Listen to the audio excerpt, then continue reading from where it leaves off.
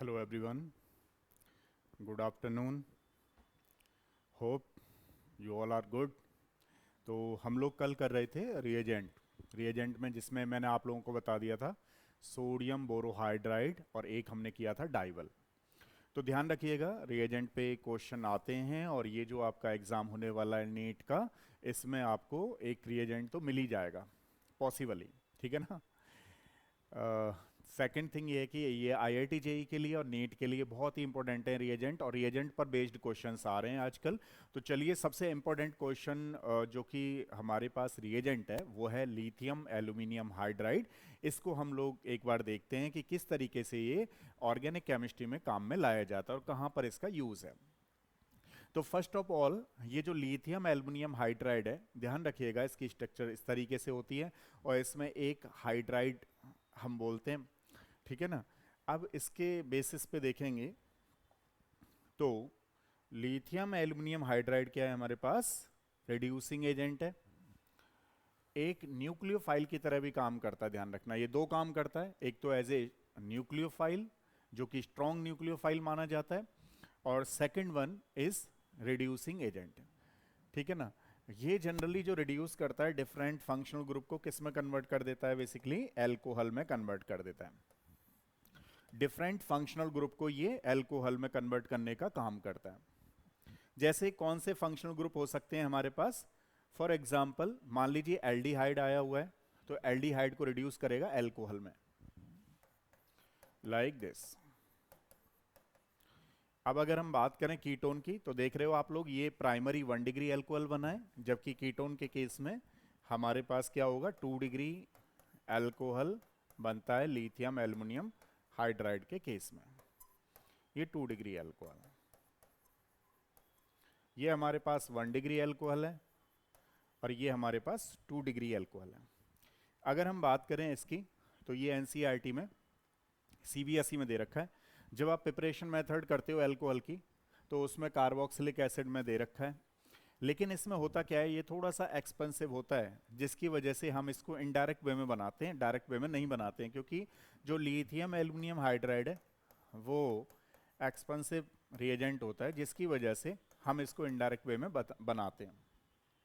ये जब आपको प्रिपरेशन कराएंगे या आपने की होंगी, वहाँ पे आपने देखा होगा। तो इसको डायरेक्ट हम अगर करना चाहें तो ये इस तरीके से होगा लिथियम एल्युमिनियम हाइड्राइड के प्रेजेंस में। अब देखिए, ये यहाँ पे जो एमाइड है, this is the amide, CORCONH2 जो होता है एमाइड होता है, तो ये इसको कन्वर्ट करेगा, इसमें RCH2 R। ठीक है। तो एमाइड को एमीन में चेंज कर देगा। जैसे एसाइल है हमारे पास, तो एसाइल को भी ये एल्कोहल में कन्वर्ट करेगा। बाकी हमारे पास एमाइड है, तो एमाइड को ध्यान रखिए, जब भी एमाइड आएगा RCONH2 आएगा, उसको ये एमीन्स में चेंज करेगा, और ये एनसीईआरटी की बुक में प्रिपरेशन मेथड एमीन वाले में है, जो कि इस बार नीट में जब क्वेश्चन आया था तो इससे कोरिलेटेड था। तो जब सारे रिएजेंट करेंगे तो उसमें बताते रहेंगे कहाँ पे यूज़ होगा। तो सबसे पहली जो बात है इसमें वो ये थी कि ये डिफरेंट फंक्शनल ग्रुप को एल्कोहल में कन्वर्ट करता है। जैसे फंक्शनल ग्रुप कौन कौन से हो सकते हैं जनरली वे में, जैसे एल्डिहाइड हो सकता है, कीटोन हो सकता है, एमाइड हो सकता है। ठीक है, इस तरीके से। तो अगर मान लीजिए हम नेक्स्ट में देखें,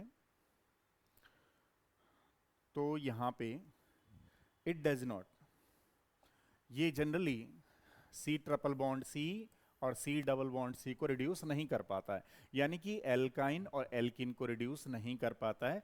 बट इसमें होता क्या है, कुछ केसेस में जैसे फॉर एग्जांपल एक एक्सेप्शन है हमारे पास, प्रोपर गाइलिक वाला। प्रोपर गाइलिक ये अल्कोहल है, आप देख रहे हैं ये ट्रिपल बॉन्ड है। अब ये ट्रिपल बॉन्ड रिड्यूस होकर के, क्योंकि ये जो है हमारे पास बल्की ग्रुप है, अब बल्की ग्रुप है तो यहाँ पे ट्रांस एलाइलिक एल्कोहल बनाएगा। आप कहेंगे ट्रांस क्यों बनाएगा, तो ट्रांस इसलिए बनाएगा क्योंकि दो बल्की ग्रुप को अपोजिट रखना है। अगर आपको ध्यान देना है तो ये ध्यान देना है कि जब भी हम लिथियम एल्युमिनियम हाइड्राइड की स्टीरियोकेमिस्ट्री करते हैं तो वो ट्रांस में जाएगी।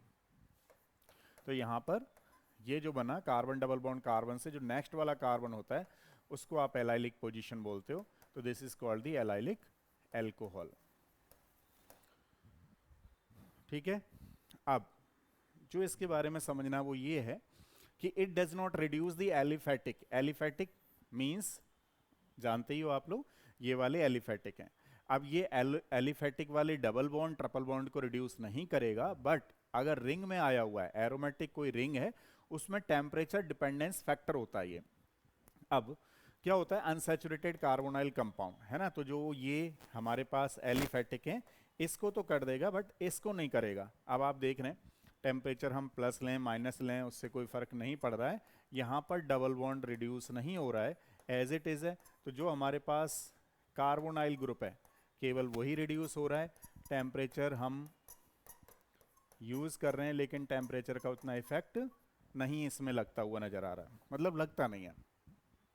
लेकिन ये क्या करता है कि अगर हमारे पास एरोमेटिक रिंग है तो उसमें 5 मेंबर्ड एक साइक्लिक ट्रांजिशन स्टेट होती है, इसकी मैकेनिज्म होती है पूरी, लेकिन नीट लेवल पे और आईआईटी जेईई मेंस लेवल पे तो उतना आता नहीं है। एडवांस लेवल पे अगर आप देखेंगे तो फिर किसी दिन इसको डिटेल में करेंगे, बट फिलहाल के लिए नीट के पर्पज से आप देखो एक बार इसको कि अगर हमारे पास ये है तो ये डबल बॉन्ड को रिड्यूस नहीं करना है, केवल कार्बोनाइल को करना है। But in the case of aromatic ring, अब एरोमेटिक रिंग में मान लीजिए हमारे पास हाई टेम्परेचर है, हाई टेम्परेचर में ये रिड्यूस हो जाएगा, ये भी होगा। अब अगर हम देखें तो ये हमारे पास ये इस तरीके से CH2 में कन्वर्ट हो जाएगा और ये CH2OH में कन्वर्ट हो जाएगा। कौन सी चीज? CHO। बट अगर हमारे पास लो टेम्परेचर है तो लो टेम्परेचर में ध्यान रखिएगा आप लोग, ये जो डबल बॉन्ड है वो रिड्यूस नहीं होगा, केवल कार्बोनाइल रिड्यूस होगा। तो हम कहते हैं कि जो एरोमेटिक रिंग है केवल और केवल हाई टेम्परेचर पे वो रिड्यूस होती है। तो हमारे पास था आज लिथियम एल्यूमिनियम हाइड्राइड, इसको एक बार देख करके जरूर जाइएगा जिससे नीट के पेपर में अभी कभी आ जाए, मतलब 21 को ही है, तो फिर आप उसको कर सको। नेक्स्ट वीडियो मिलते हैं, तब तक के लिए थैंक यू सो मच।